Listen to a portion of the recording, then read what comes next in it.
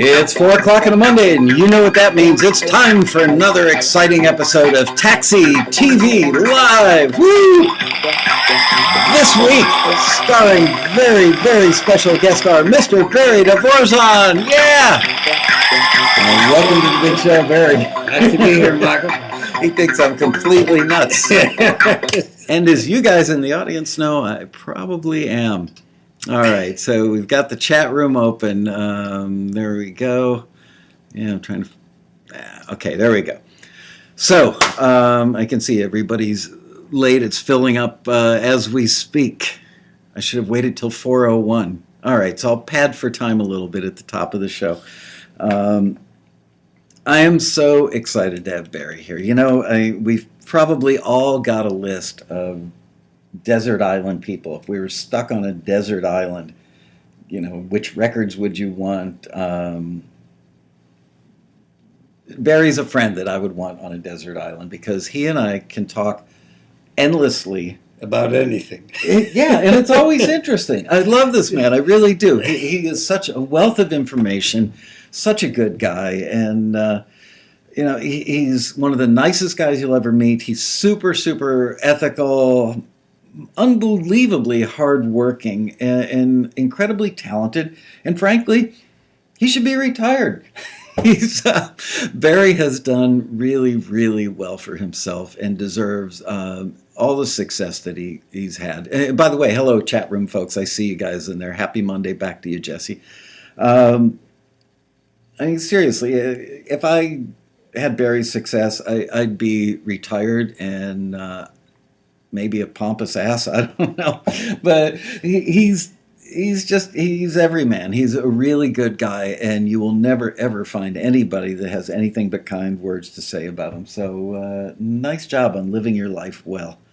Well, thank you, Michael. Thank you, and I appreciate having you as a friend. Thank you as well. Yeah, it's. I regret when sometimes, like you know, I've always got tons of messages on my desk, and I'll see Barry DeVorzon called, and I know that I can't call him back because I've got 15 minutes before my next meeting starts. And when he and I get on the phone, we can do an hour, no problem. And I hang up the phone and I miss him. The time flies. So yeah, if I ever get stuck on a desert and you have to add this: when he doesn't get back to me, I understand. Thank you. He does. He's very kind about that. Anyway, Barry's been incredibly successful at pretty much everything he's done. Now, I'm going to try and just do the high points or the bullet points, I guess, of his career. Started in the late 50s, early 60s. Had some hit songs. He's been a writer, a songwriter, a composer, a producer, a publisher, a manager, and a record label. And I'm sure that many of you have heard of Warner Tamerlane Music. Well, that used to be Barry's company, Tamerlane, which you sold to Warner's in the 60s, right? Yeah, I sold them the publishing and the record company. And he did the smartest thing that I think any musician I've ever met has ever done, which is he took that money and bought real estate in Santa Barbara County. And back then it was pennies on the dollar compared to what it is now, right? Well, it wasn't just Santa Barbara. I bought property in San Diego. Which you still have, Los Angeles. Yes, in fact, I'm developing it now. Yeah. Wow. And so he's my inspiration because I'm always preaching to you guys, build a career that can build your retirement with music. And people think I'm nuts. I've been saying this for years.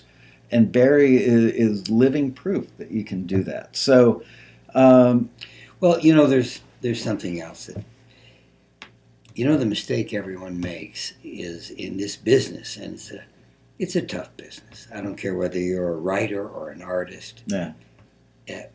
Because you succeed, you make the mistake of thinking you are going to continue to succeed ad infinitum. Sometimes that happens, and sometimes it doesn't. More often than not, it doesn't. So you have to say, you know, I'm going to take a certain amount of this good fortune and invest it in something that's going to protect me and take care of me. Yep. Just in case it doesn't continue forever. And that's the idea, you know. So, okay, most people would have invested that money back in that time period, especially in drugs, in fast cars, and loose women, and all the typical stuff that goes with rock and roll.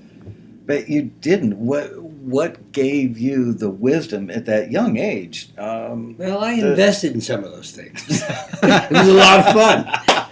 Uh, but I chose real estate because the stock market is very complex and hard to understand. Uh, Financing businesses. What do I? I'm in music, and real estate was something God isn't making anymore. Yeah. So if you buy a piece of land or you buy a piece of real estate, uh, and you're able to hang on to it, you can't lose. All right. And do you Where people lose is they get crazy, buy something with too much debt, right? and when things slow down or go down, they can't serve. Can't make the payment. Yeah. Can't make the payments, and that's when they lose. But if you buy something and you're not encumbered with too much debt, all you have to do is hang on to it and be patient. You will always win. So you've had, because he's developing a ranch in San Diego into, I guess, a housing development or probably a luxury housing development or something. And you've had that all these years, for like 50 years? Well, it hasn't been 50, but no, I'm creating an entire community, a town, and housing and everything. Wow. I mean, the ranch is over 2,000 acres. All right? And when I bought it, in San Diego, California, I paid $400 an acre. Wow. So you could have just sold it. It's just raw land and still made out like a bandit, but instead you're developing it. well, yeah, I'm not going to develop it per se. I'm getting the entitlements. I'm getting all the entitlements from the county, all the design, the engineering, everything. And when I get those, then I'm going to sell to a developer, a builder, Right. and they're going to do it. Parse it out. Yeah, I'm not going to do it. Okay. But when you go to the trouble of getting the entitlements, the value goes up by 5 or 8 times Because what they raw can, land would get you. right, because otherwise they have to invest the time and money in getting the entitlements. To try to figure out what the county is going to let them do, and they have to go through all the time and expense. And see, when I get the entitlements, I'll just hand it over to them and say, here, they could start developing it Yeah. the next month. So why is it? I mean, I'm not going to disclose your personal finances. I don't really know them other than to guess. I've been to his house and it's beautiful. It's not a 20,000 square foot palace, but it's gorgeous and it's very nice. And his backyard is the size of a park. And who's your neighbor across the street? Oprah. He lives across the street from Oprah Winfrey in her Montecito home. And well, I forgot my question. You could have retired 20 or 30 years ago, and you're still one of the hardest working people I know. What is it that gives you the energy and the impetus to keep going all the time? Because most people would just kick it and go, screw it, I'm going to, Bora Bora and building a house on the beach. Why do you keep working this hard? Well, at my age, I think if you retire, you die shortly thereafter. Yeah. I think staying involved, keeping busy, not only keeps you young, keeps you alive, and most importantly, keeps you interested and plugged into life. Mm-hmm. It's real easy when you go into neutral to just lose that connectivity you Start have. rolling downhill. Yeah. And there's a theory that says the body is used, it goes back to the caveman. It's used to being on the alert. You have obstacles that you have to overcome, Mm-hmm. problems that you have to find a solution for. And so this survival instinct is really up there like your immune system to help you accomplish this. When you retire, and suddenly the body realizes there are no more problems. There are nothing that needs solutions. There are no more challenges. There's some theories that it kind of shuts down. And maybe that's why people tend to die. when they retire. So, I mean, I don't know if that I give that a is lot of credence. 100% valid, but I've always loved life. I've always appreciated it, and I always make time for everyone, friends, family, and business. Yeah. I've always had that balance, and so why not stay involved? You know. You always have had that balance for as long as I've known you, probably for, I don't know, 12 or 15 years. And I'm amazed. Barry works with his 3 sons. I know his son Matt better than the other guys, but just great kids. His wife Jalinda has been very involved in the Santa Barbara Film Festival for years. She's also a knockout. She is. Yes, Barry chose wisely, or she chose wisely as well, I guess. But okay, let's talk music. When you started out, you had some hit singles as a songwriter back in the early 60s, I believe, right? Yeah. And how did you learn, when did you know that you wanted to be a songwriter, and how did you learn the craft? Well, I think I always knew I wanted to be a songwriter. The problem is I went into the Navy, and somewhere in that time in the Navy, songwriting became a kind of a distant memory. Yeah. I just wasn't around it. I wasn't around music. So when I came out, quite honestly, I was going to go to air conditioning and refrigeration school. Wow. Yeah. A nice solid career. I probably would have made more money. But anyway. Well, at the time. Because at the time there was no air conditioning. I was ahead of myself. That's ahead right. of the curve. You would have owned Carriers Yeah. or some big major brand by now. Anyway, I was going to Carrier, and then my sister, it's too long a story, but my sister had worked for a publisher, and she got one of my songs to the publisher. Okay. And by some miracle, this guy got it recorded. Wow. And what was it? It was called "Look What You've Done to Me," Okay. and it was a guy called Bob Carroll. And anyway, my sister called from Palm Springs. She's all excited. She says, "Your song is on the radio." I said, "My song is on the radio?" She says, "Yes." So I called Music City, which was the #1 record store in L.A. I said, "Do you have "Look What You've Done to Me" by Bob Carroll?" They said, came back, "Yes, we do." I said, "You do?" I went down to Music City. I went there, I looked at that record, there was my name on the song, and it was "Hello Music, Goodbye Air Conditioning." And that's how I got into it. Wow. Yeah, otherwise I'd be fixing your air conditioning. You would have gone from an aircraft carrier to working for a carrier. Yeah. Okay, well, let's name off some of the stuff you've been involved with. Did you write, and I'm doing this from memory because I've known Barry for so long, but didn't you write "I Wonder What You're Doing Tonight"? Yeah. And And sang it. Really? Barry and the Tamerlanes. I didn't know that. Yeah. Oh my gosh. Wow. I'm sitting next to a rock star. I knew that you wrote it. I didn't know that you sang it. And then you had the association, the band. Remember the band, the association, Cherish and Never My Love. Along Comes Mary, Windy. And how did you get involved with that band, and in what capacity were you involved? Well, early on I signed the band to my label. Okay. And early on I produced them. And then Kurt Butcher produced them. And then ultimately Bones Howe produced them. Wow.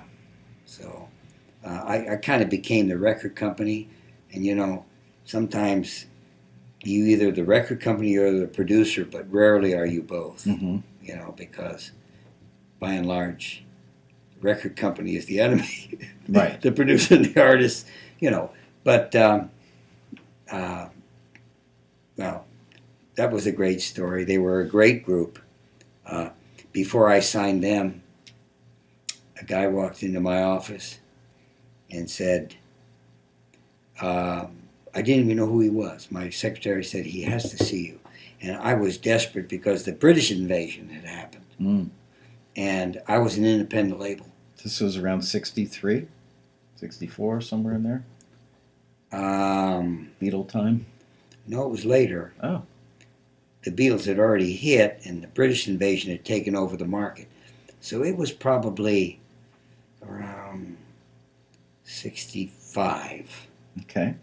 And she said, this guy, Matty Cates, wants to see her. I said, okay, I'm desperate. What do you want? He said, well, I have a great group. I said, okay. What's their name? He said, the Jefferson Airplane. I went, the what? He said, the Jefferson Airplane. I said, I got a crazy person sitting in the office. I said, okay, Jefferson Airplane. How do you spell that? Just the way it sounds, Jefferson Airplane. I said, okay. Do you have something you want to play me? He said, no. I said, well, now I know I have a crazy person. I said, well, what do you want from me? He said, well, I'd like you to get on a plane with me and fly to San Francisco tonight because they're appearing at a club in San Francisco. I said, let me get this straight. I don't even know you. You could be an axe murderer. You want me to go to the airport, get on a plane, and go see the Jefferson Airplane at a club I've never heard of in San Francisco? He says, yes. And I'll tell you something funny about people. There was something about his confidence that got to me. Yeah. I said, this guy believes it. It was nothing said. It was just, I said, I must be crazy or desperate, but I'm going to get on that plane with you, and this group better be good. And I flew up, went to the show, and they were amazing in person. Gracie Slick and Paul Kenner and Marty Ballard, they were just incredible. We went to the coffee shop afterwards. I said, you've got it. I want to sign this group. They are great. They're great. So we made the deal. I went back to L.A. I sent him confirmation. And the long story is I never heard back from him. So I said, well, what's happening? He says, well, I took this to Capitol and they offered me $5,000 in front. So I said, done. I'll give you $5,000. Now, do we have a deal? He said, yes. And it just goes on and on. It turns out this guy was not a very nice person. He shopped it everywhere, and every time he called me, the price went up. And every time I met the price, the price went up again. Anyway, finally, without even coming back to me, he signed with RCA Victor for the incredible upfront price of $25,000, which at the time was amazing. Yeah. No unknown group ever got $25,000 in front. And so I was just depressed. I thought this group was my chance to break into the British invasion or break out of the British invasion. And I was just sick about it, that I went to all the trouble, signed the group, and still lost it.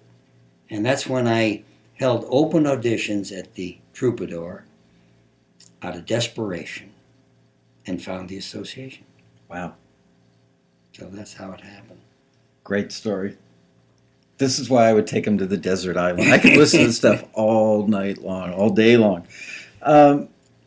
Did you have a plan?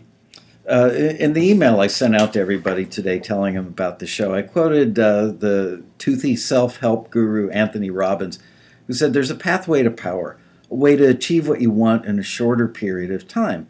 And the way to find it is to model somebody who's already achieving what you want. If someone's extraordinarily successful in business, they're not lucky.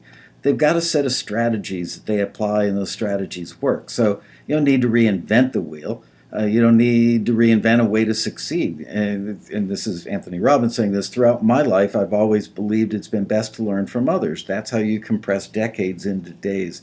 Did you model anybody at any point? Did you look at any of the record company bigwigs at the time, or publishers or artists, anybody, and say, oh, they've shown me the path, I'm going to model that? Or did you figure it out on your own? No, from a career point of view. No, I winged it. I believed in myself. I've always been a very positive thinker. Mm-hmm. I believe that. That's my karma. Yeah. Positive brings you everything. Negative brings you nothing. In fact, if you're too negative, it brings you more than nothing. It brings you a lot of heavy negative. Yeah. So no one needs that in their life. But I will say this, there is no school of songwriting. The only school of songwriting is to find songwriters that you admire and listen to what they're doing. Mm-hmm. Listen to their lyrics and their melodies and their choice of chords. That is the school of songwriting. So you pick out writers that you admire and learn from them. That's how you learn. And unconsciously you try to emulate them or copy them a little bit. You can't copy them exactly, but you kind of take a little bit of what you get from them and what's coming from you, Mm-hmm. and that's how you grow as a songwriter.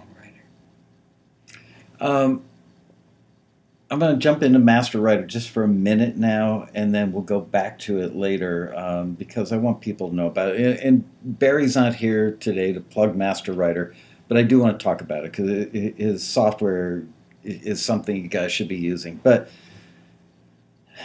why on God's green earth, with all the success you've had in music and the money that you made, by the way, he composed the theme for SWAT the TV show, which eventually was used in SWAT the movie not that Right, long ago. right. He also composed a song that was called something Beasts, Bless the Beast and Children.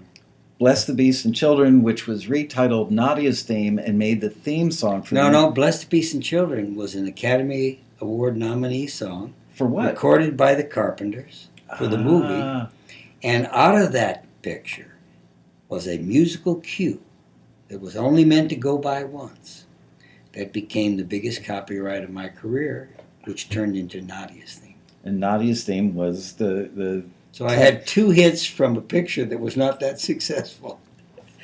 and the theme song played on that show for how many years? Is it still on the air? Well, that's another long story. It became theme for The Young and the Restless. Yeah. And then after that became Nadia's theme. Which became, And then after that became No More Drama. So this piece of music keeps reinventing itself and becomes, it's amazing. And it was never intended to be commercially released. It was a cue. just a cue. It was a dramatic cue in the picture. And it got released. I remember when it came out as a single, and it was a top 10 single. Oh, yeah. I mean, think about this, you guys. How many times in your lifetime have you ever heard a piece of instrumental music? Mike Oldfield's Tubular Bells, the theme from the movie with the running guys. I can't remember the name of British movie about a couple of Olympic athletes, I think. I mean, there have been a half a dozen songs in my lifetime that have been instrumental that became a chart hit, and Nadia's theme was one of them. Mm-hmm. That's an accomplishment. I must say it's tough, and it is. I'm very fortunate. Very fortunate. It must have been one hell of a cue. Okay, so you've had that success. And then, as I mentioned in the email I sent out to you guys, you look at Barry, he's not 30 years old. And then you look at Joe Walsh and go, okay, it's like Sesame Street. Which of these things go together? Barry and Joe Walsh? No, I don't think so. I mean, Joe is this rocked out, well known for abusing himself back in the day, just a wild man. And then here's Barry, nice family guy, writes some music, gets it in a movie, TV show theme. How the hell did you end up co-writing In the City with Joe Walsh? Well, what helped is we both lived in Montecito, Santa Barbara. Okay, and, so tip number 1, move to Montecito. Well, he just happened to be living in the same town, and through mutual friends, we met. Yeah. And we really liked each other, and we had a lot of fun together. Birds of a feather. There weren't that many music people up there, and so we kind of. What year was that? Do you remember? Oh, I'm not good at that. No. I'm like 70s, maybe? Yeah, probably. No. Yeah, it could be the late 70s or 80s. Okay. Something like that. Anyway, I was doing this movie called The Warriors, which has become a real cult movie. Yeah, I know that. And so I said, hey, Joe, why don't we write an end title together? He said, yeah, that'd be good. And we did. And So we wrote In the City. And that was the end title for the Warriors. I did the score, and it was a great experience. And Joe put it out as a single, or put it out on No. one of his records, didn't he? No, he didn't do it. He hung on to it. He had a separate career, and then he had a career with the Eagles. So he waited until he was with the Eagles to do And it? so I was hoping he'd put it out as a single on Joe Walsh, but for whatever reasons, he had some other songs he wanted to get out, but not that. And then one day he came over and he said, "You know, Barry, now the Eagles had their big Hotel California, Right. and now they were working on the follow-up, The long run. long run. Yeah. And he says, "You know, Barry, the Eagles are going to record In the City." And I said, "What?" He said, "Yeah." And I said, "Listen to me. Don't ever mention that to me again Why? until you can bring me in a CD. Because if I let myself believe that the Eagles are going to record In the City, in the follow-up to Hotel California album, and it gets lost, because a lot of times they'll record 20 cuts and only 11 will make it. I said, if it doesn't make the cut, I'll kill myself. So I really don't want to think about it. I don't want to think about it until you can walk in with that CD. And one day he did, walked in with it, and there it was, the Eagles singing In the City. It was a great thrill, and when they played Santa Barbara, and they acknowledged me. Wow. From the stage in front of everybody I knew in town. You got to know, Barry knows pretty much everybody in Santa Barbara. That was a pretty nice moment for me and my family. Man. So happy for you. I always loved Joe's vocal on that song because, it's not like he's got a classically pretty voice, but it blends super well with the Eagles on all the harmony stuff. And when he does his solo stuff, he's the classic case of it comes from so deep inside of him that even though he could be pitchy or sound like he's been gargling with gravel that morning, it comes out great because he Joe Walshizes it. Oh no, he has that intensity and that sound, and of course, he is one of the great guitar players of all time. Amazing. Yeah. Did you ever have the occasion to meet Bill Simzik, who produced a couple of Joe's solo records, and then produced? I know who he is, but I never met him. I got to work around him at Criteria in the early days of my career, and boy, he was an amazing guy. Did so much for that band and deserves all the accolades and all the money he made on that stuff. Okay, so let's see, what haven't I touched on? Okay, composing versus songwriting. You were doing both. Very few people do both well. You started out as a songwriter. At what point did the thought to even become a composer cross your mind, and how did you learn to compose? Which is, it's like being an aircraft mechanic and a car mechanic. You use wrenches on both, but that's about it. That was tough. Basically, I never wanted to be a composer. I wanted to continue to be a songwriter. Yeah. But when I took on the film business, Don Costa, I don't know if you remember, he was a great name as an arranger. Yeah. He said, "Barry, if you think someone's just going to use your song in a picture, that's going to be tough. They may use it in the picture, but they're not going to give you the score or put it in the main title or end title. You have to be ready to not only write the song, but you have to be ready to do the score." I said, "Well, I have no experience with doing the score. Yeah, I've never studied that." He it's said, "Well, timing it out to picture and everything. Yeah, you better learn how to do that if you want to go into film. Now, if you just want to write the songs, there will be opportunities, but for the most part, if you want a career in films, you have to take on the full responsibility of scoring the movie as well." And when you score the movie, very often you also have to, get charts done and conduct and all that stuff. Well, and constantly be doing things for. It took a lot. I didn't really have those qualifications or that background, and I really worked hard.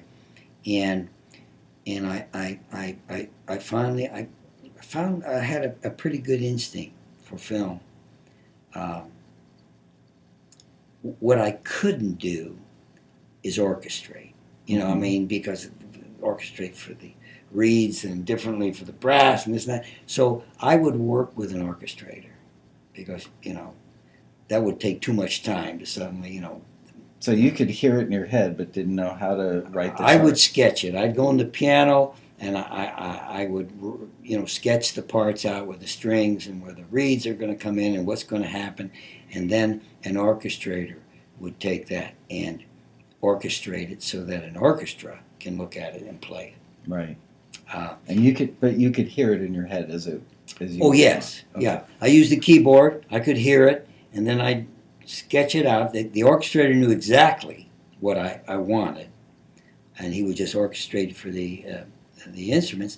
And a lot of times, I would feel more comfortable even letting the orchestrator uh, conduct Mm-hmm. because I was in the booth and I wanted to hear in the booth all Right. the elements. Smart. And so that's how I did it. It's not the optimum way to do it. I kind of envy those guys that could do it all, Yeah. and but I did the best I could, and I had a lot of success doing it. So I guess I have no complaints.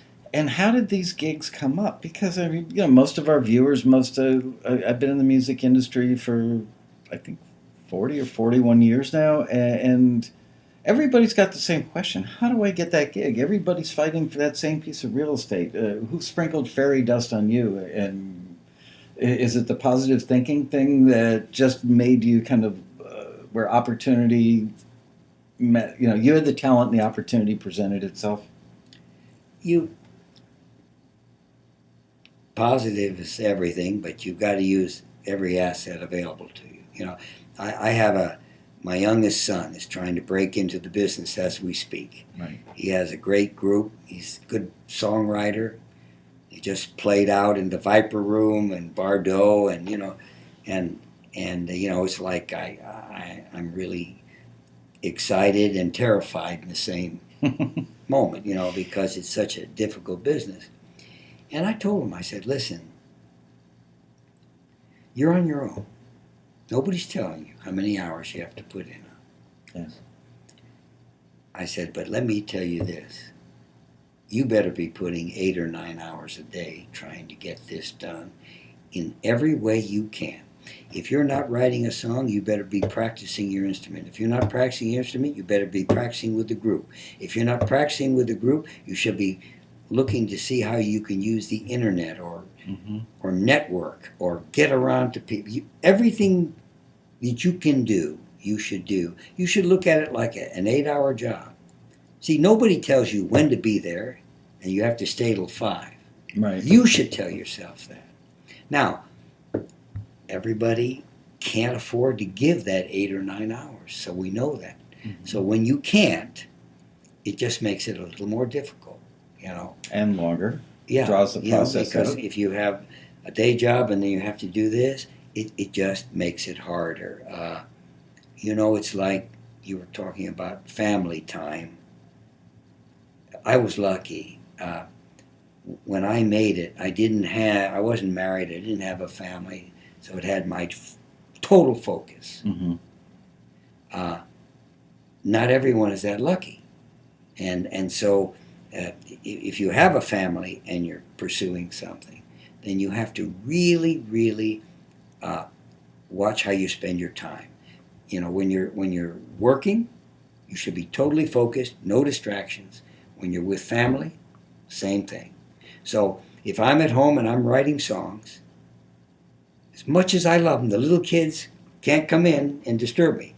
I have to be totally focused on what I'm doing.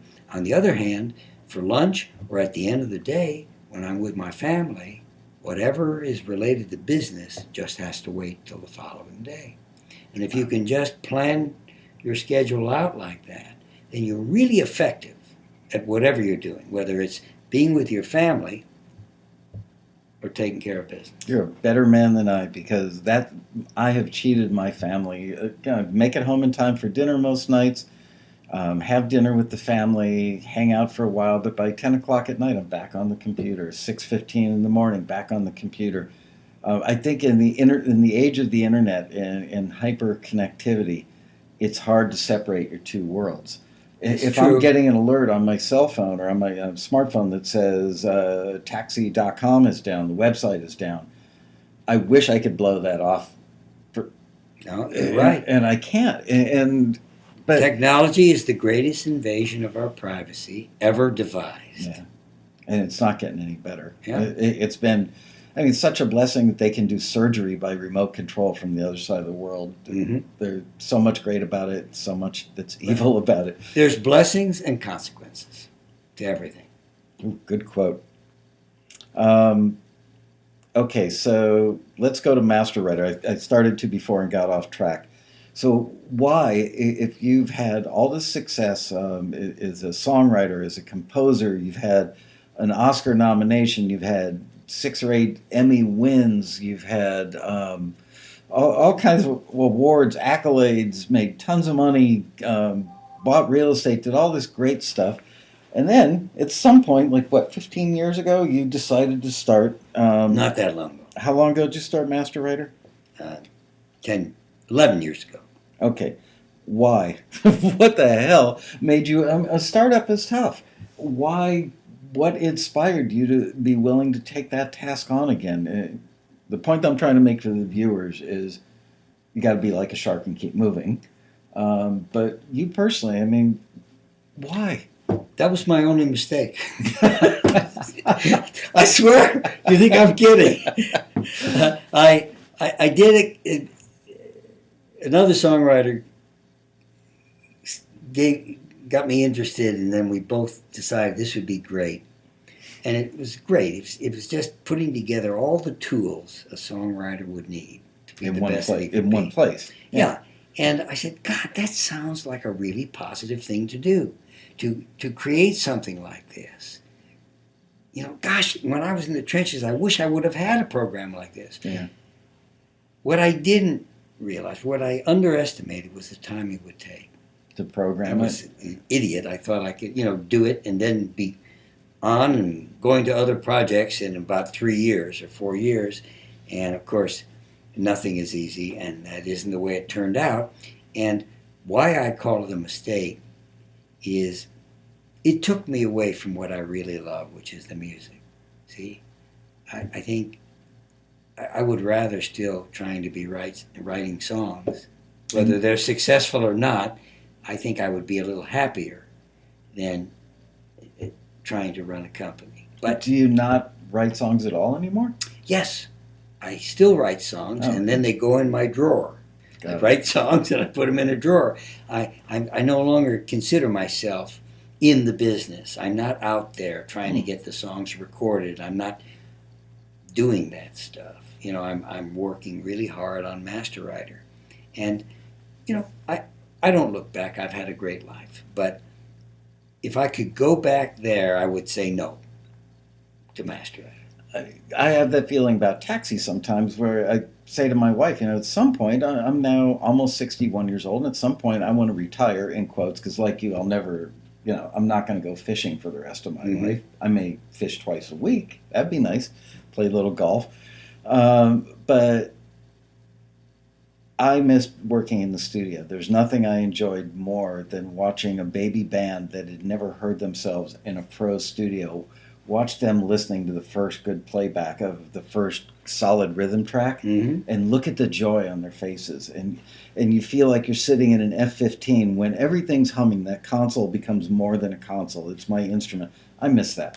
And I want to go back to that someday. So when I do, I'm coming up to your house and we'll work together. Hey, listen, when I sell Master Writer, believe it or not, I'm going back to songwriting.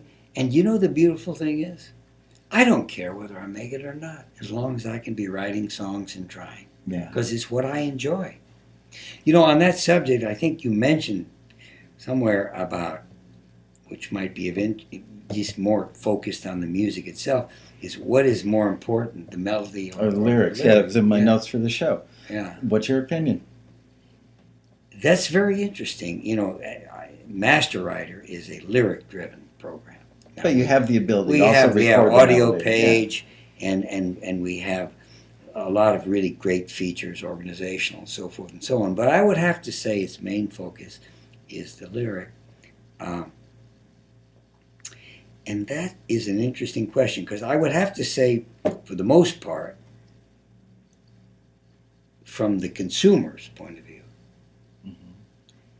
what grabs them first is probably the melody or the arrangement. Something, a lick, a signature in the arrangement or the melody is probably what grabs them first.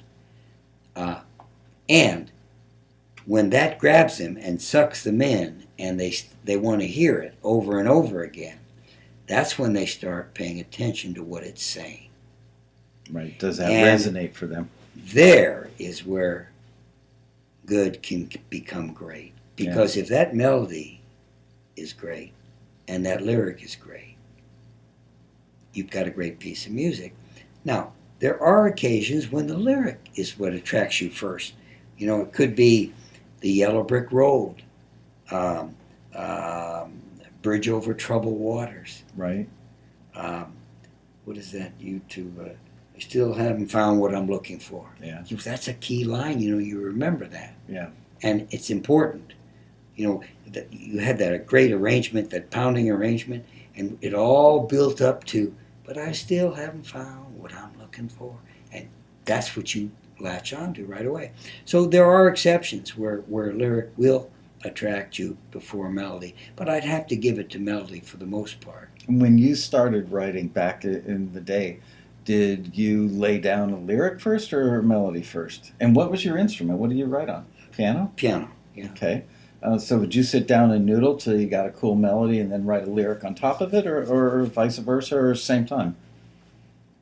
Usually, the melody came first, but sometimes a lyric would come with the melody. Mm-hmm. It might not be the exact lyric I would wind up using, but it got me started in a direction. I remember the first time you and I ever spoke about Master Writer, and I said, well, what is it? Songwriting software? What songwriter in their right mind would want a robot writing the song for them? And you said, no, not that at all. And then you started to explain, and I said, oh, well, that's like a thesaurus or a rhyming dictionary. And you went, no, it's much more. But the thing that really hooked me, and truth be told, full disclosure, Barry gave me a copy of Master Writer so that I could fully check it out. But the thing that hooked me was your example of the word sun. So bear with him for a minute, because it's almost like a circus sideshow. It's got such an attraction to it when he explains this. But take the word sun. I'm writing a song and I'm talking about the hot sun. Yeah, I'm being out in the desert. I'm crossing the desert with my best buddy, and the top's down and the sun's beating down on us. What can you do with Master Writer that you couldn't do with a thesaurus or a rhyming dictionary? This is awesome. I love it. Well, because of this, we have a tremendous customer base of creative writers. Yeah, he means like novelists, screenwriters, book Right. writers. Article people. Yeah. So, and the reason is one of the dictionaries on board, word families, which you're referring to. So if you're looking for a more creative way to describe a hot sun, you feed hot into Master Writer, and it gives you blazing, burning, scorching, fiery, torrid, all these things that are just more Way colorful better than hot. Yeah. The fiery sun, the burning sun, the torrid sun. Now, when you go to extended, and this is what a thesaurus will never give you, This extended word families. the extended word families, Okay. you get an angry sun, a punishing sun, a merciless sun, a glaring sun. Yeah. So you get those words that are just a more creative way to describe a hot sun. Or if you're talking about the hot desert, and all that comes, the threat that comes with the desert, and you say, as they crossed the unforgiving desert, unforgiving says a lot. Versus You the see? hot desert. Yeah. Exactly. Yeah. And, or take a word like that you're going to use in songs more often, beautiful. You're talking about a beautiful woman, a beautiful place. You go to thesaurus, and there is attractive and comely and pretty. But wait a minute. If we're talking about a beautiful woman or a beautiful valley, that doesn't get it. Beautiful is at the top of the list. So that was an attractive valley. That was a pretty valley. Yeah. So, Master Writer, you feed in beautiful, you get the 4 or 5 synonyms that there are for beautiful. We don't put pretty, cute, or any of those others because we don't believe they should be there. You go to extend it, and you get breathtaking, unforgettable, flawless, divine. So when you say she walked into the room and she was breathtaking, you've just said beautiful. Yeah, it's in a very unique way. Much better image. It's a more fully developed image. Yeah. And then if you want to keep beautiful and intensify it, you say she was breathtakingly beautiful. So it gives you a double-edged sword. You can either replace beautiful with breathtaking, or you can intensify it. So that there is no dictionary like that. And that's just one of the dictionaries in Master Writer. And it does more stuff. Just so you guys know, you really need to go to masterwriter.com and do the trial. And the cool thing is now, for years it was software, and you had to buy it, and it wasn't cheap, and you would put it on your computer, and you were stuck only using it at your home computer. Which for songwriters now, and this is going to lead me in a minute to collaboration, which I want to talk to you about collaboration in your career. But now it seems like so many people are so mobile that they've got their iPhones, they've got their iPads, and I know a lot of my friends in Nashville, when they write, they go to writing meetings like every hour on the hour. They're going to schlep their iPad with them most of the time. Sometimes they're working on an iPhone, maybe they've got the giant iPhone. So now they can access it as software online, and it stores any of their Scratchpad stuff online, and they can use it anywhere. They could pull it up on somebody else's thing with their account number. 3.0 gives you total mobility. Which is huge. 2.0, the only time you could use your program was from your computer. And I say computer, not tablet, not smartphone, from your computer. Which is okay if you got a laptop and bring it with you. It's not terrible. But with 3.0, you can leave the house empty-handed. You can access it on your smartphone, your tablet, on your co-writer's tablet or computer. It just gives the songwriter mobility. You never have to worry about losing something or a hard drive crashing. It stores everything in the cloud. It stores everything and forever. But as Michael points out, this is not a commercial to sell Master Writer. We're talking about life and songs and all that. No, I just want them to know. I do feel I want to make one point to you that you were very kind to bring up word families and all that, but I think I should make this point. I really believe utilizing your brain and the muse or inspiration efficiently is really important in songwriting. So why, if you need a rhyme for free or night, why would you use this Rolodex that is going to be very limited? Right. It's going to give you just cliches that rhyme with night or free. And it shifts to the analytical side of the brain. And if you stay there too long, the muse goes away. So why not stay in the creative? And you need a rhyme for C, or free, type it in, look at everything you have there, quickly select some things that make sense, and move on. You may come back and find better choices. But what it does, it keeps you connected. And that's, why it's just so inefficient to try to remember rhymes using this Rolodex, which only remember what you use in your everyday conversation. Yeah, you're limited to what you know, what your cortex has absorbed. Same thing could be said for beats. Guys who use a lot of beats, they could sit there and try and create one from scratch and spend 3 hours and then go, nope, doesn't work, and then create another one from scratch, nope, doesn't work. Or they could just go through a beat library and go, no, no, no. Ooh, I like that one. Now let's change the hi-hat. So you're right. It doesn't schlep them away from the muse. Yeah. That's a great observation. Let's talk about collaboration. A lot of our members, a lot of the people watching the show collaborate a lot because you can nowadays much more easily. It's great. We have people that are watching the show in Ireland right now live that will collaborate with a taxi member from Oklahoma. Back before the internet, when you were just starting out or in the middle of your career, was collaboration a tool that you found to be effective and are two heads better than one? You know something? It's tough, and I've written some songs, a lot of songs on my own, and I've collaborated on a lot. I like collaboration. It's very lonely when you're writing by yourself, but it's good. I think it's good it's a mix. Sometimes you just want to do your own thing. But I do find working with a collaborator to be more fun and in a lot of ways better because you get two creative. Yeah, you're challenging each other and making each other rise to a level you might not have been at. And there's a fun and excitement yeah. that you get working with another person that's hard to get by yourself.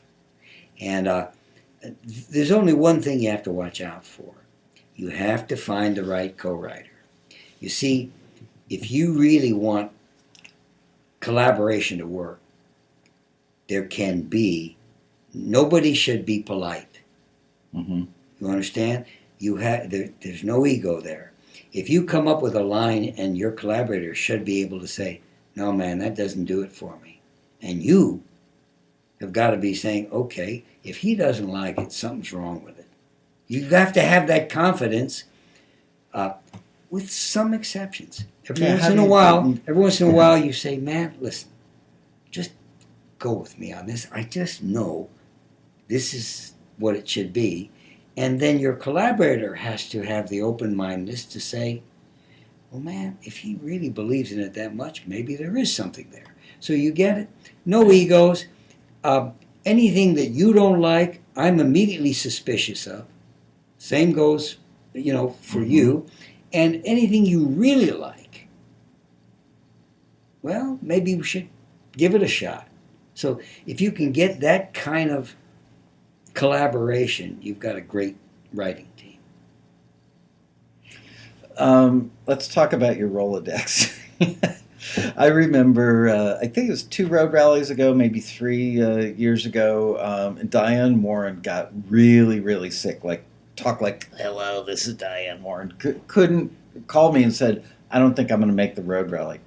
And I think you were the first phone call I made because this guy knows everybody. It's amazing. And, well, first of all, go look on masterwriter.com and look at the endorsements or the quotable quotes, whatever you call them, favorable quotes from Master Writer users, and you'll see a list of the who's who of songwriters on the planet. I mean, seriously. And those are just the ones that give us permission. Right. I mean, you got guys like, David Foster on there. But we have some biggies that we can't use. Oh, man. Well, plenty that you did use or were able to use. So I called up Barry and I said, Barry, I am mortified, but it looks like Diane Warren might not be able to make the road rally. And I would do my Barry imitation, which I've been told is really good. Mutual friends of ours will fall on the floor when I do my imitation of you, but I'm a little too shy to do it right now. But I'll try. Michael, hold on a minute. Let me make a phone call. He's got Kenny Loggins on the other line going, Kenny, it's Barry. My friend Michael's putting on a thing called the Road Rally, and I really need you to fill in for Diane Warren. And then it's Joe Walsh. He goes down this list of people. Everybody was booked or doing something else because we were like 2 or 3 days out. But I was sitting there just going, I can't believe this. On one hand, I am scared to death that I'm going to have a road rally with no keynote. And on the other hand, I'm sitting there going, I cannot believe the people he can call from his cell phone on a moment's notice and get them to pick up the phone. How the hell did you build that network of people? Because it's massive and at a very high level. And it didn't happen just by living in Santa Barbara County and whatever. I mean, seriously, how do you get people to trust you, like you, and know that when you call them, you're not going to waste their time? It just comes down to the word positive. You Wow. know, I'm very positive in everything I do. Uh, in this business, we all need each other. Believe me. Yeah. And everyone respects people that do the right thing, and they don't respect people that don't. Uh, I've always been suspicious that, we all have that greedy side sometimes when you have to make a choice, Mm-hmm. doing the right thing or maybe serving number Right. one. No matter how tempted I've ever been, I've never made that choice. I've always made the choice to do the right thing. Uh, this is good karma, and I believe in karma. And what happens is when other people in the industry recognize that about you, and they know not only, hopefully, they respect your talent, but they respect you as a human being, you make a friend. Mhm. And that networking and those friendships can really work for you, because if Joe Walsh or Kenny or whomever can't get to the person I want to get to, they know that. If I can't get to them, they may know them, Right. and it's their pleasure to say, "Let me call the guy, and I'll introduce him. Tell him you want to get in touch with him." So it's that kind of really positive networking, you know. And they're going to say the same thing I would say if I were hooking Yeah, you up with somebody, which is, if you trust me, then trust me that when you meet Barry, he's not going to yeah, waste your time. He's an honorable guy. absolutely. Yeah. They know without a doubt that I will be courteous, that I wouldn't bother them if I didn't think I had something valid. And and if someone likes you, they want to do something for you. But they also have to know that you're not a sleazeball, that you're not going to take advantage of the introduction or anything like that. Mm-hmm. And so that really works for you, throughout the business. And um, it just comes back to being a good guy and doing the right thing. That's great karma. Cause and effect. Yeah. Okay? Everyone understand one thing. Never think there's not going to be a bill. So if you put out a negative, don't kid yourself that you're not going to get a negative return. If you put out a positive, you may be saying, well, where's the positive return? It'll be there. It will come. I just really believe in that.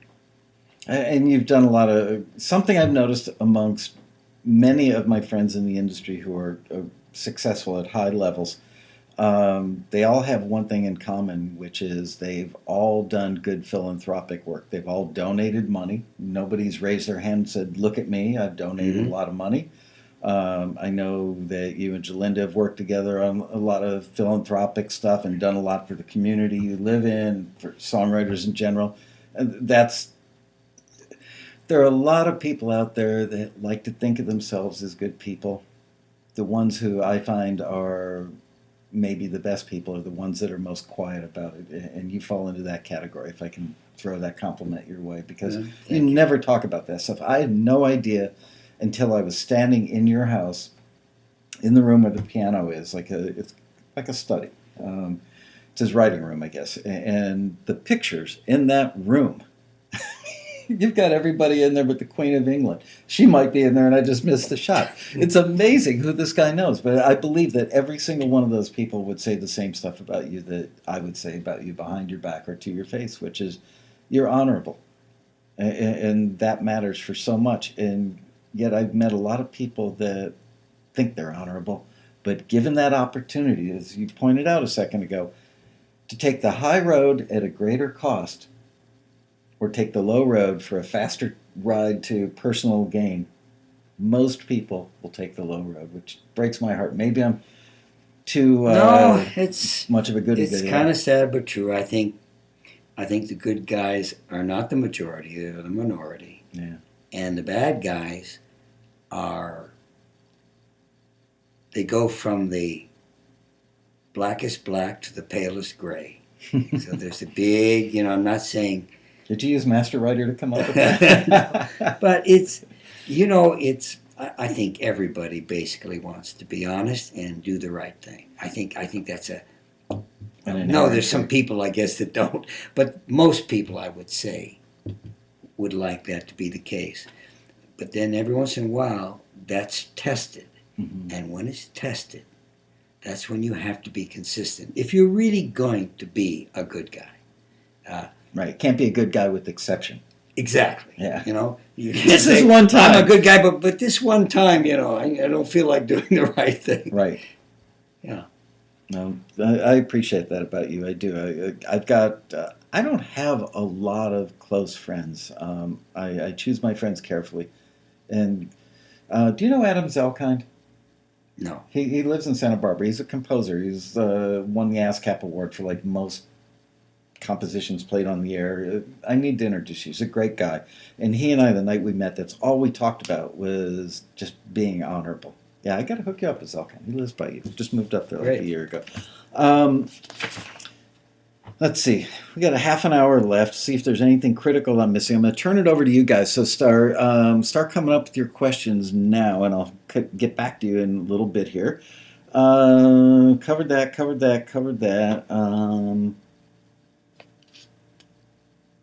One more thought on melody. It's really, really, really hard to come up with a melody that is super catchy and is original because there are only so many notes and they've been used so many ways for so many years. How do you come up with your melodies? Because you've come up with some doozies. How does any writer come up with anything? It's that God-given talent. It's the muse. It's that inspirational something that sends it down to us. And of course, we all know it isn't 24/7. Right. It's when the muse wants to. I think you have to recognize when you have something that is either great or has the potential to be great, and to not accept anything less than that. Yeah. I think my friend David Foster says it best. He says, anyone can do good. Yeah. Anyone can make good. We're in a business where, gosh, if I sat down at the piano right now and you said, Barry, write a melody for me, I could write a melody for you. Mm-hmm. It would be a good melody because I guess I'm a professional. But good doesn't get it. Well, we sit there. Let's say you come up with a 7-note melody, and you go, "There's something there. There's definitely something there." Are you a guy that will sit there and work on those last 3 notes over and over and over again for hours until you come up with something that transcends good and goes to great?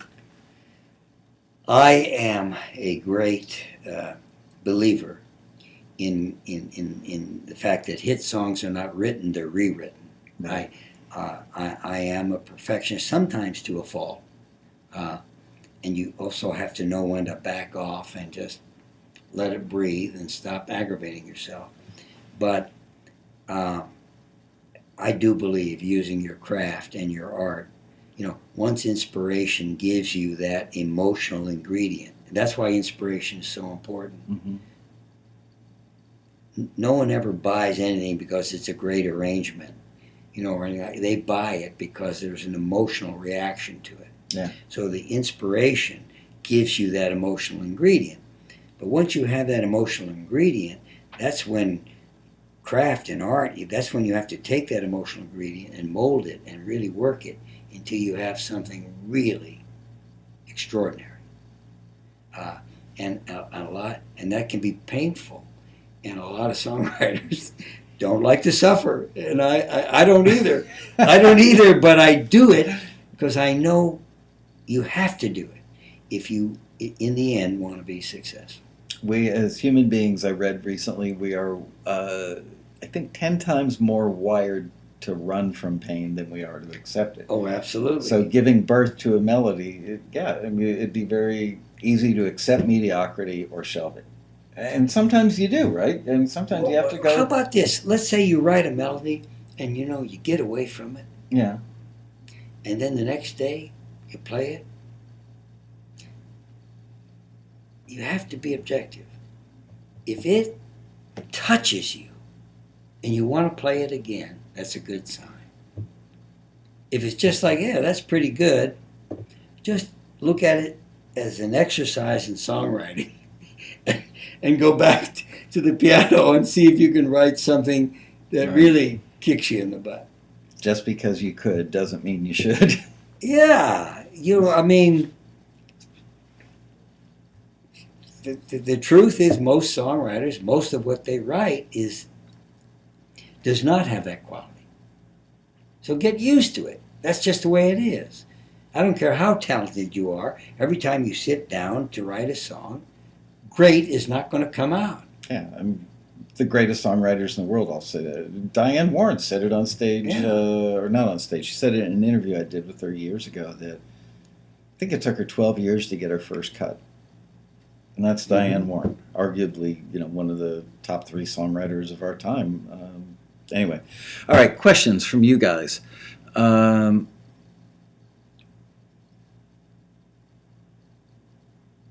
Peter Rahill says he turned 21 the day his mom got out of prison. I hope that's a lyric. I met Barry at the Atlantis. This is Keith LeBrant says, I met Barry at the Atlantis Music Conference years ago. Had the crowd in his hand then. He always has the crowd in his hand. I'm telling you, I could do this with Barry. He's one of the few people I'd call my wife and kids and say, I'm not coming home tonight because I'm hanging out with this guy. I could talk to him endlessly. I'm excited. We're going out to dinner after this. I can't wait. Barry, any work with Jack Tempchin? I knew Jack very well. I never worked with him, but I knew him, and he was a very talented man. He wrote Take It Easy. Oh, Jack has been, again, at the Road Rally, a great songwriter that's co-written with Glenn Frey mostly. Lives down near San Diego. Gee, I just heard a Glenn Frey song that about what's the name of it? Are you going to choose the one who loves you or the one you love? Great song. Do you know the song? No, I'm surprised because I know almost everything the Eagles have done. Those guys are great writers.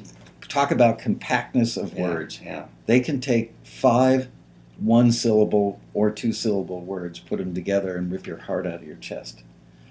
What inspires you to get through when times are challenging, to keep plugging away? That happens to be a great question. I think the problem is that most people give up too soon. This is a business that's built on rejection, built on disappointment. So if you want to be in this business and you can't handle rejection, you should find another profession. Air conditioning. Air conditioning, you have much less rejection in air conditioning because there's room for mediocre air conditioners, good ones, very good ones, excellent ones, and great air conditioning. In the music business, there's only room for one. And I always say, you better get a good raincoat.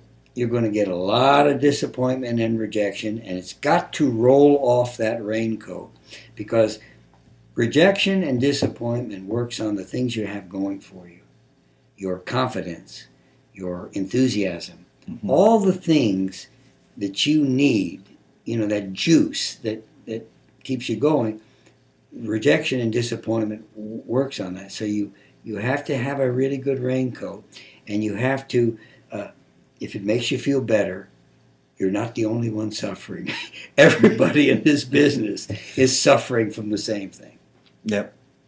Yeah, I know people think I'm just trying to sell memberships or renewals when I send out emails about you gave up too soon, but I see it all the time. It breaks my heart because they never know if they're 2 years away from it or 3 weeks away from it. But if they give up, they're a lifetime away from it. They're never going to, you can't get there. You can't win the race if you don't run it. You Yeah, just can't. and some of the biggest hits I've had were pure accidents. Really. Yeah, they shouldn't have happened. The odds were 100% against them happening, and they happened.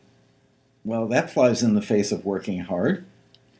I mean, Well, make it no, sound too easy. that's a byproduct of working hard. Oh. What I'm saying is, when you're working hard, and you think it's going to come from here, and it comes from there, that's that cause and effect Right. working for you. So it really comes down to just keep plugging away so that you build up enough stuff that something's bound to hit. And a lot of people like to say it's a lottery. Music business is a lottery. Getting a cut is a lottery. Taxi is a lottery.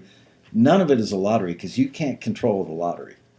Whereas you can control your probability of success in the music industry just by sheer output. And not only are you increasing the numbers, but by increasing the numbers, you're increasing your talent because you're doing it repetitively and getting better at it. Yeah. It all makes sense. Well, on that long shot theory, if people go to masterwriter.com to our blogs, there are some stories on our blog about how I got my first hit, the story behind Nadia's theme, all those things. And they will demonstrate beyond a doubt that amazing things happen from places you never expect them to happen from. Yeah. So I hope it inspires people to. I've read your stuff. It's absolutely inspiring. Okay. More questions. Could you touch just briefly on using master writer in novel writing? And that's from Mary Band, who's a published novelist. Well, probably word families is one of the really more unique writing aids for writing a novel. I'm not a novelist, but I'm an avid reader, and description and the pictures you paint in a novel is so important. With all the visual things we have today, when you want people to sit down with a book, you better put them where you want them in to that be. room. Yeah. You better be able to describe that person that just walked into the room so they understand that, because they're not seeing that person. You are describing the person that walked in. They don't know what you know. Yeah, so descriptive words in writing are so important. And getting away from the pedestrian, getting with more imaginative and more meaningful and colorful descriptive words, I can only imagine would be very helpful in writing a novel or any kind of story. And Master Writer will certainly help you. And you didn't start out, you didn't create Master Writer for the creative writers. You created it just for songwriters in the beginning, right? Yeah, and you know something? Almost 50% of our users now are creative writers. Wow. Novelists, screenwriters. Again, not to be plugging it so much, but and it's cheap as snot now with the online thing, right? You get a subscription. I remember I sent out an email for you a while ago. It said it's essentially the cost of a cup of coffee per month, like a cup of Starbucks or something, right? You have to give up one Starbucks latte per month, and you have an amazing set of tools to work with. Who wouldn't do that? I don't get it. I'll tell you one thing, when I was in the trenches, If somebody showed me that, I wouldn't even have to think about it. I think people, just like Taxi, don't believe stuff when it. Guys like us work so hard to create something that really works, and they're so used to getting screwed by people that they don't believe. People are cynical. They are. They're skeptical and cynical, and they don't believe that anything can work. But here's the thing, Michael. Taxi provides a service that they cannot provide for themselves. Well, they can. Well, they can if they want to work hard at it. Well, if they go to Nashville somewhere and knock on the doors and they're able to leave everything behind and do that every day, yes. Yeah. And you've always said if you can do that, you should do that. Right. If you can't do that, I could be your next best bet. All right. Yeah. And truer words were never spoken. Songwriting. You don't need master writer to write a song. You can write a song without master writer. You can write a novel without master writer. So that's a different story. Mm-hmm. If you're a songwriter, you need an instrument to write with. So you have to get an instrument. If you want to record your demos, you need Logic or Pro Tools or something. But you can write a song without master writer. And there's no doubt about it. However, if master writer is there for you when you get stuck, one time, right, it's worth it. Because it's those inches, it's those little, it's all about the odds in helping you get great, in helping you get the unique, in helping you take that and make it just a little bit better. It's the difference between a hot sun and an unforgiving sun. That's it. So you can write without it, but why? Why not have something that'll just help you be a little bit. What I use this as a great example. If I had a program that made professional athletes 5% better, you'd be a do billionaire. you think one professional athlete wouldn't buy that program? Right. Because that 5% in professional athletics is key. Think of that 5%. Yeah, think of it in terms of racing, car racing, or horse racing. It's a fraction of a second. Yeah.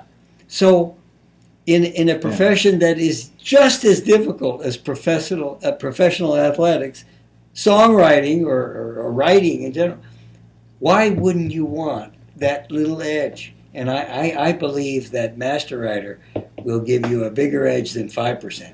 But let's assume it'll only give you 5%. It's still the same answer. I get it. I get it.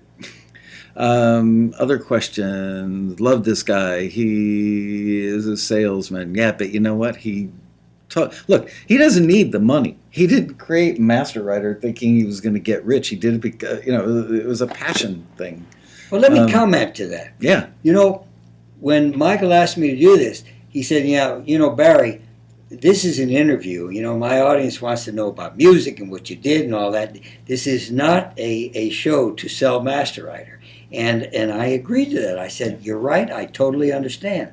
So if you look at me as a salesman, just correct it slightly. I suppose anyone who believes in something totally is a great salesman. And I happen to believe in my product, and I believe it will help the songwriter. So if that makes me a great salesman, guilty. Yeah. Any songwriter would want to pitch their stuff and speak passionately about it. You're only speaking passionately. Barry, how do you find the balance between writing unique ideas but still keeping it universal so everybody else can relate to it? Don't worry about everybody else. That's my advice. Just follow your heart. If it touches you, if you love it, go with it, run with it. Don't ever try to figure out what the public is going to like or understand. Writing by committee, if you will, with a really large committee. Every time I try to jump onto the current something, it never worked. Yeah. I wrestle with that all the time. We're telling our members all the time, you got to write stuff that's contemporary. Well, it has to. Don't get me wrong. It has to. You can't write something totally outdated or that has nothing to do with music. Yeah. The odds go down. You have to be generally in what is happening, but then be your own person within that framework. Am I Yeah. confusing? No, you make perfect sense. If you're writing stuff that sounded like a hit that you loved 20, 30, 40 years ago, unless the industry has come back around to that style, you've probably got something that's not valid. But you could look at the melody and the lyric and go, okay, what can I do to make this contemporary? You haven't changed the core of what the song is saying. You're only changing the wrapping that it comes in. Yeah. The packaging, the presentation. Barry, do you write instrumentals? I think so. It's it's kind of tough to get a hit from an instrumental today, but not impossible. And the day the instrumental may be coming back. Look, a lot of EDM stuff, dance music, and stuff you'd hear. I'm amazed that these EDM guys are able to fill a stadium of 20,000 people and sit up there with a couple of turntables, wiggling their butts, playing this stuff. It's very visceral and it's very moving, but a lot of times, no lyrics. I think that's a good point. Yeah. How about that? And I think that's a very good point. People want. It goes back to that primal instinct to want to shake your booty. Yeah, you're right. Or tap a toe. There doesn't always have to be a. Two of my biggest hits were instrumentals. So I'm all for instrumentals. But you're right. I think if you write a great instrumental, run with it. I think it's ironic that the industry holds us, meaning Taxi by extension from the industry, holds us to a very high lyric bar, especially Nashville, and you know this because you've spent a lot of time in Nashville.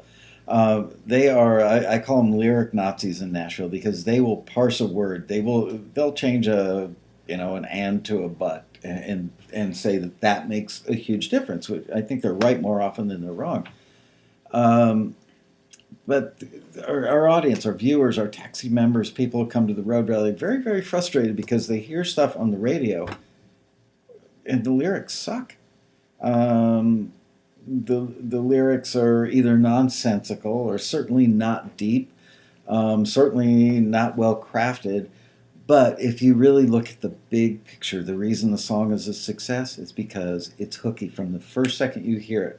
The intro has a hook. The first verse has a hook. There's something melodically hooky about it, which you spoke about earlier, something rhythmically hooky about it. And the lyric is almost a delivery mechanism for the vocal as an instrument. The lyric becomes less important. And it's a little sad for the craft of songwriting. So thank God for country music that still holds the lyric in high esteem. Anyway, just an observation. How do you build an empire in the music business? Okay, that was my headline from the thing I sent out today. How to build an empire. Well, I don't know if you saw the whole show, but Barry has built an empire, and this is not a guy who brags about how successful he's been. He's very humble. Doesn't drive around a $200,000 car, by the way. I've seen Barry driving a $35,000 SUV that was several years old. He built the empire by not blowing the money and investing it in real estate. Anything you want to add that elaborates on it, these gentlemen who may have missed the early part of the show? Well, I don't know if I would describe what I did as an empire. Okay? It's just exploring and doing other related things. So if I'm a songwriter, okay, that's good. But wouldn't it be nice to take that song and produce it the way you visualized it to be done? So suddenly, oh gosh, if I can write a song and I find a really great artist and I can produce that artist, I can then interpret that song the way I wanted to interpret it. So now you're working in a related Okay, well, okay. So now I'm a producer. Then, you know, what happened to me is, well, if I can do that, and I have something that probably no record company will buy, if I had my own record company and I believed in it, I could put it out and prove them wrong. And that's exactly the reason I went into the record business. I mean, the record company. Yeah. I had a song called "Angel on My Shoulder," and it was in the middle of rock and roll, and I was recording, I was producing this kid at Capitol, and I was going through our catalog to try to pick some songs, and I came across this song, "Angel on My Shoulder," and the girl who wrote it sang it on the demo. Her name was Shelby Flint. And I listened to this song and I'm saying, where has this song been hiding? I completely forgot. This is great. It touched me. I thought it was great. And so I called my partner up and I said, Billy, I want to go into the studio with Shelby. I want to record this song. So my partner always went with me. He said, all right, if it does it for you, do it. So I went into Gold Star Studios, the famous Gold Star, and recorded Shelby very simply on this song. And it had nothing to do with what was happening. Nothing. Just completely out of style. Completely sweet. Got an angel on my shoulder. Got a penny in my pocket. I found an only 4-leaf clover. I put it in my pocket or whatever. So almost like late 50s, kind of early 60s. Pretty folky, Yeah. And so I said, Bill, nobody will ever buy this at a label. If I walk into a record company and say, would you release this? They will look at me like I'm nuts. I said, so why waste the time?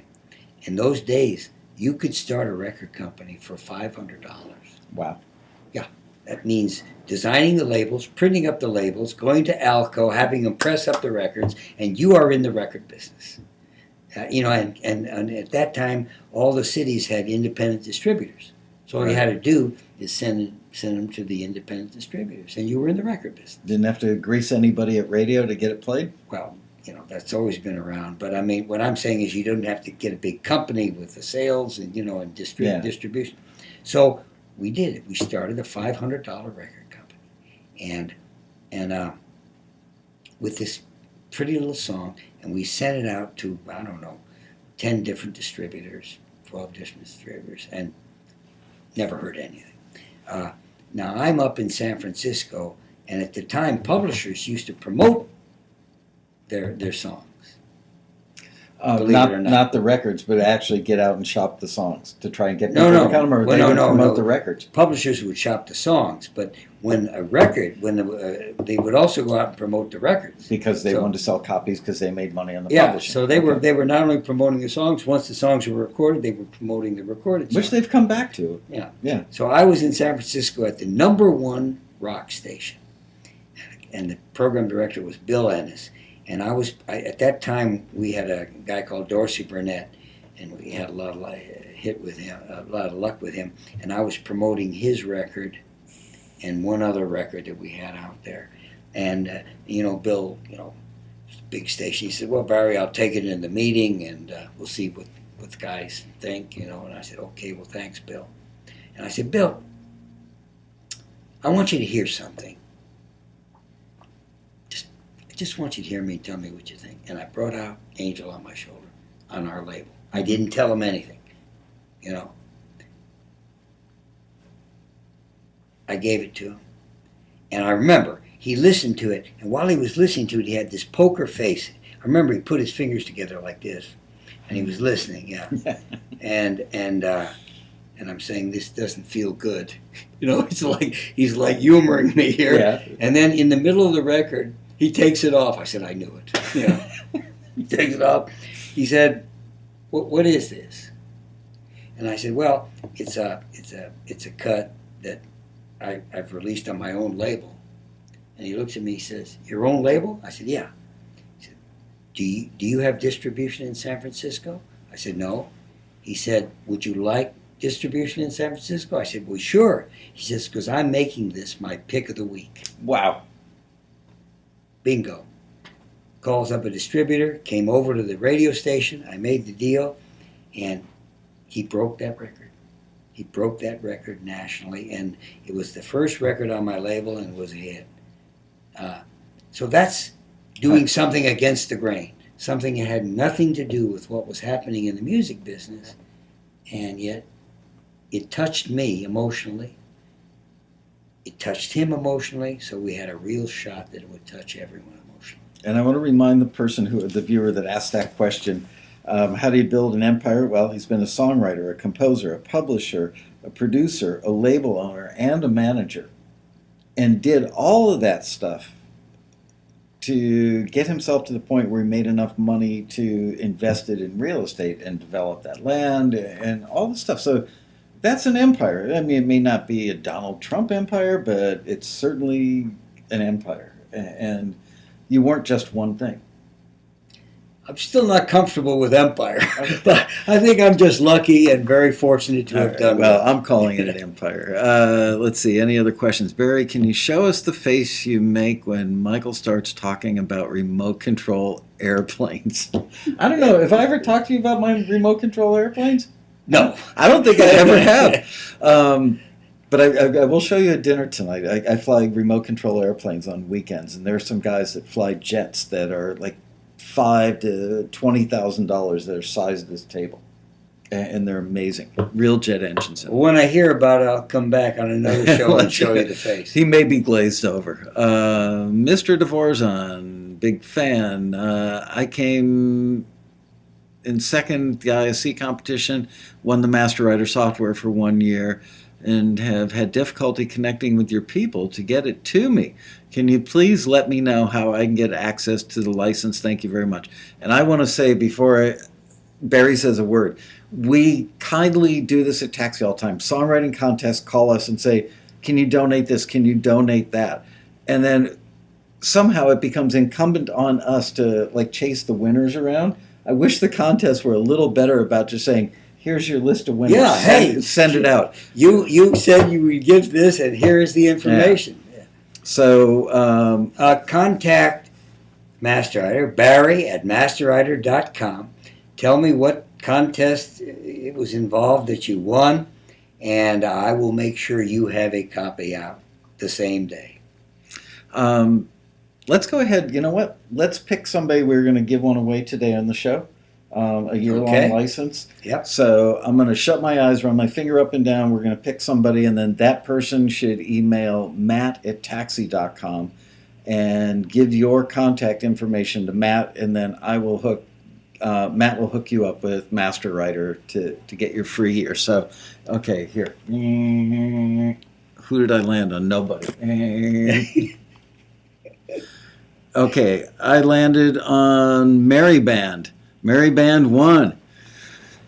Congratulations, Mary Band. Yay. Audience goes crazy. All right. We have now gone for an hour and 31 minutes. Barry, will you run for president? I sure hope so. I would love to be your campaign manager. I love talking. Whoa, all of a sudden. No, I didn't do the +1 thing. I just randomly, because, now you know why I'm not doing the +1 thing, because all these names are flying by at 1,000,000 miles an hour. There's like a 20-second delay there. So Mary Band won. All right. One last question for Barry, and then we're going to call it a day. One more question for Barry. Gosh, look at that. How it's flying by. People going +1 is like a raised hand on this forum. Jesse, yes, we already said he'll run for president. Thank you for the show, Barry. One more question.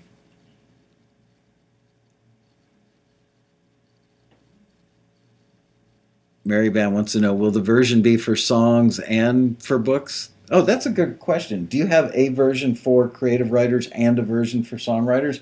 Or is it all in the same? No, we have a creative writing version and a songwriting version. They're essentially very close to the same, the same tools, but the creative writing has text and projects. The songwriting has lyrics and songs. Okay. And they're in the organizational section. They're a little bit different because the needs of a songwriter and a novelist are different. But So essentially, you could take either the songwriter version or the creative writer version, and it would work for both. So, Mary Band, when you email Matt at taxi.com, let Matt know if you want the songwriting version or the creative version. And Score Crazy wants to know, Barry, how old were you when you wrote your first hit and movie score? 2 different times. My first hit, I was 23. Wow. That's pretty young. Yeah. How about your first score? Oh, that came much later. Let's see.